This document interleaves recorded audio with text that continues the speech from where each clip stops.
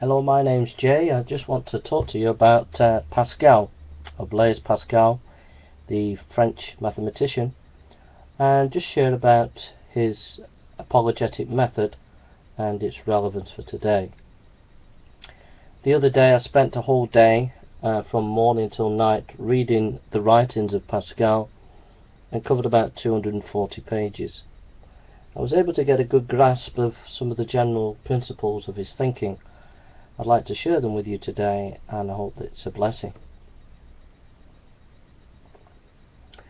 The first thing that Pascal does in his apologetic writing is try to show the unreasonableness of reason.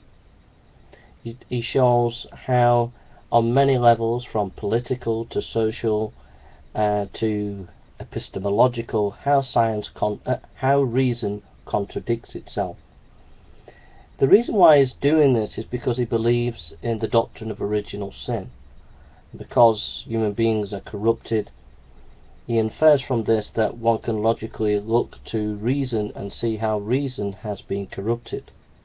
He proves this on a number of levels. For example, he talks about reason and imagination and shows how imagination has a powerful impact upon reason. He tells the story of, imagine a philosopher stood on some wire 1,000 feet over a precipice. The philosopher, no matter how logical and reasonable he is, will become frightened because his imagination will do overtime, imagining the fall that he could have. So Pascal, in a number of ways like that, shows how this idea that we can solve everything by reason is actually not reasonable.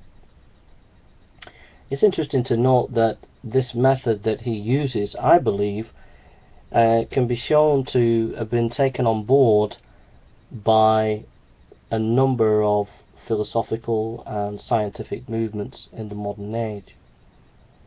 One can think of Gadamer, whose Truth and Method, where he talks about reason and science is not objective. I think Pascal had already prophesied that writers like Gadamer would come to such a conclusion.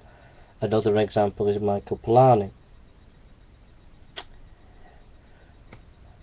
I also think that perhaps the Dutch Reform School of Apologetics, which is culminated in Cornelius van Til with presuppositional apologetics, I think perhaps could be traced back to Pascal. The other thing about Pascal's understanding of reason, I think he was already getting a sense perhaps that the Enlightenment was around the corner, the glorification of reason being dispatched away from religion. And I think Pascal's writing in a way foresaw this happening, and I think he was trying to show in his apologetic writing, which he spends a considerable amount of time showing the great contradictions of reason. He shows this in politics, how there are so many different factions, in morality there are so many different ideas, etc. The relevance for that today is when dealing with modern atheists, one needs to hammer home this issue quite a lot. We need to take the atheist reasoning method and then show how that particular reasoning method has contradictions within it, thereby making them ready to be able to receive revealed religion or true Christianity. The other thing I'd like to talk about is Pascal's wager. If you type into YouTube and put Christopher Hitchens Pascal wager and listen to Hitchens talk in this monstrous, yes, I would say absolute monstrous confidence that he displays in understanding Pascal's wager, you will find that Hitchens completely doesn't understand Pascal's wager, as Pascal would have put it. And in fact, if you look at the academic literature around and the academics that talk about Pascal, and if you look at what the atheists say Pascal says about his wager, you'll find that they've completely misunderstood him. When Pascal talks about his wager, the two key words are the finite and the infinite. Those are the two key words that he is using in his wager that you don't hear the atheist or academics talk about. And yet these are two key words that crop up time and again in Pascal's work. And when it comes to his wager, they feature prominently there too. So the key words of finite and infinite are important for an interpretation of Pascal, especially in this Pascal's wager. For Pascal, the wager goes something like this. You have the finite and you have the infinite. For Pascal, the infinite was a certainty. He says on a few occasions, you can go to the farthest reaches of the universe and you will come to the conclusion that you cannot prove it, but things go on infinitely. And he says you can go on the minutiae level of reality and keep going and studying it, and to the point where you come to the end, but you know that it goes on forever. There's an infinity. And then he says you cannot prove this infinity, but we know that it's there. So that's key for Pascal. So when it comes to his wager, he says to the skeptic, look, you can either go for the finite, in that case you will lose, but if you go for the infinite, what have you to lose? You're going to gain everything. That's his wager that he pontificates. And it's also in the context of believing in grace, believing in a God, etc., which a lot of his critics fail to take into consideration in the context of his writing. So in other words, when you're listening to people talking about Pascal's wager, go to the primary sources and look him up yourself, and you'll find that you need to understand him in his context of his work. The third thing I'd like to say about Pascal, which is important, is he believed in revealed religion. He believed, for example, the Bible is the Word of God. He believed the prophecies. They were a major plank in his defense of Christianity. And I feel that a lot of apologetics today are not standing on the Word of God. They're not standing on issues such as prophecy, that prophecies can show that Christianity is true. A lot of apologetics is not doing that. And I think Pascal would be scandalized that you could do apologetics without using those kind of arguments.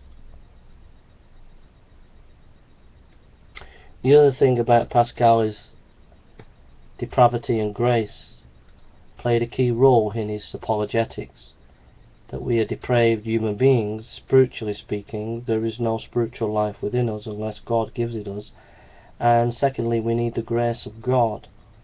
The grace of God to help us to know God, to change and to function in any area of life, whether it be society, whether it be in politics, or whether it be in science.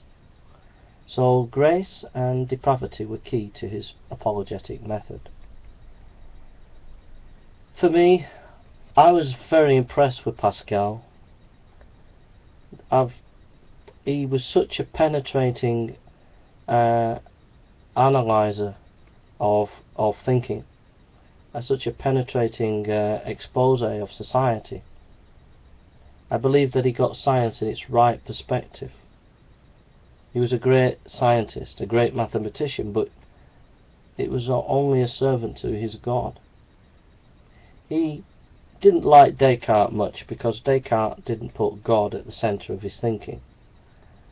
And Pascal was not happy about this. There's a story about how they were on travelling together in a carriage, and they disagreed quite strongly. I think it's because Pascal was a humble man, where Descartes was more of a vain, proud man.